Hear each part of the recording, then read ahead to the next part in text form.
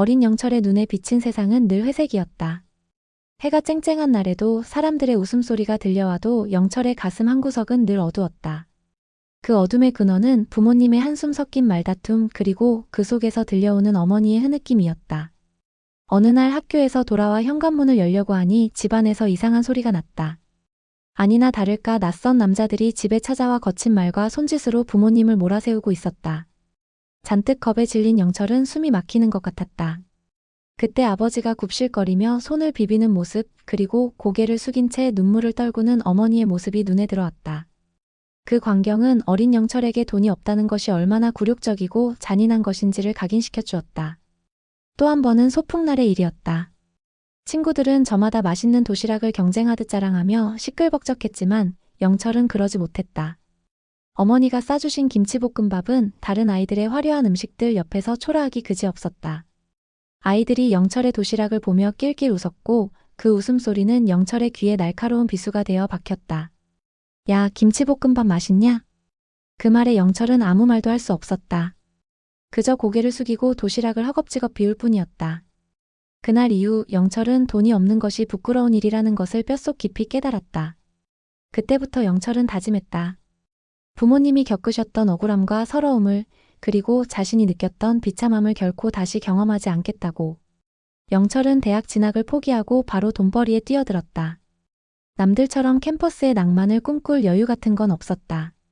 영철은 오토바이 배달부터 시작했다. 매서운 바람을 맞으며 비를 쫄딱 맞아가며 달렸다. 남들이 쉬는 휴일에도 늦은 밤에도 영철은 멈추지 않았다. 하루에 몇 시간씩 자는 것은 사치였다. 배달 일 외에도 주유소, 편의점, 공사장까지 닥치는 대로 일했다. 몸은 녹초가 되었지만 통장에 차곡차곡 쌓이는 숫자를 보며 영철은 버텨냈다. 그렇게 꼬박 3년 20살 청년의 피와 땀으로 1억 원을 모았다. 풍족한 집안에서 태어났다면 좀 더 쉽게 모았을 수도 있었겠지만 영철에게는 결코 쉽지 않은 과정이었다. 영철은 통장 잔고를 보며 그동안의 고생이 주마등처럼 스쳐 지나갔다. 배달 도중 넘어져 다쳤던 상처, 한겨울 새벽 공사장에서 얼었던 손발, 그리고 끼니를 걸으며 돈을 아꼈던 시간들. 이 돈은 단순한 숫자가 아니었다. 영철의 젊음과 맞바꾼 소중한 열매였다. 야, 영철이 너 아니냐? 오랜만이다. 몇 년 만에 우연히 길거리에서 만난 민수는 여전히 자신감이 넘쳐 보였다. 번쩍이는 외제차에서 내린 민수의 모습은 영철과는 다른 세상 사람처럼 느껴졌다.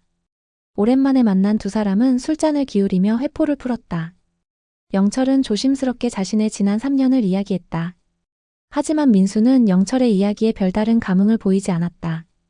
야, 뭐 그렇게 빡세게 사냐? 난 아버지 사업 물려받아서 그냥저냥 살고 있지. 솔직히 말해서 그냥저냥 해도 한 달에 1억은 기본으로 들어와. 민수는 으스대며 말했다. 영철이 3년간 피땀 흘려 모은 돈을 민수는 한 달 만에 벌어들인다는 사실에 영철은 충격을 받았다. 민수는 그 돈으로 좋은 차와 집을 샀고 여러 명의 여자들을 만나며 아무렇지 않게 돈을 썼다고 한다. 돈이 있어야 여자도 꼬이지. 예쁜 애들은 다 돈 냄새를 맡거든. 뭐 어차피 돈이야 쓰면 또 벌면 되는 거고. 민수의 말은 영철의 가슴을 후벼 팠다. 영철이 그토록 힘들게 모은 돈이 민수에게는 그저 쉽게 쓰고 쉽게 버는 돈에 불과했다. 영철은 민수와의 만남 이후 자신이 걸어온 길이 한순간에 초라하게 느껴졌다. 민수를 만난 이후 영철은 모든 의욕을 상실했다. 힘들게 모은 1억 원도 이제는 아무 의미가 없는 것처럼 느껴졌다. 내가 왜 이렇게까지 고생했지? 라는 생각이 머릿속을 떠나지 않았다. 통장에 찍힌 1억이라는 숫자가 이전에는 뿌듯함이었지만 이제는 공허함으로 다가왔다. 영철은 일을 그만두고 방황하기 시작했다. 매일 아침 눈을 뜨면 오늘은 뭘 해야 할까? 라는 질문이 맴돌았지만 그 답은 찾을 수 없었다. 거울 속 자신의 모습은 찌들고 초췌했다.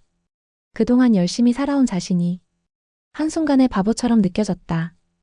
영철은 모든 것을 잃어버린 듯한 상실감에 허우적대며 하루하루를 의미 없이 보냈다. 그러던 어느 날 길을 걷다 우연히 폐지를 줍고 계시는 할머니를 보았다. 땀을 뻘뻘 흘리며 힘겨워하는 모습에 영철은 무심코 다가가 손수레를 뒤에서 밀어드렸다. 고물상에서 할머니는 폐지를 팔고 2,800원을 받았다. 할머니의 얼굴에는 2,800원이라는 작은 돈에도 세상에서 가장 행복한 웃음꽃이 피어 있었다.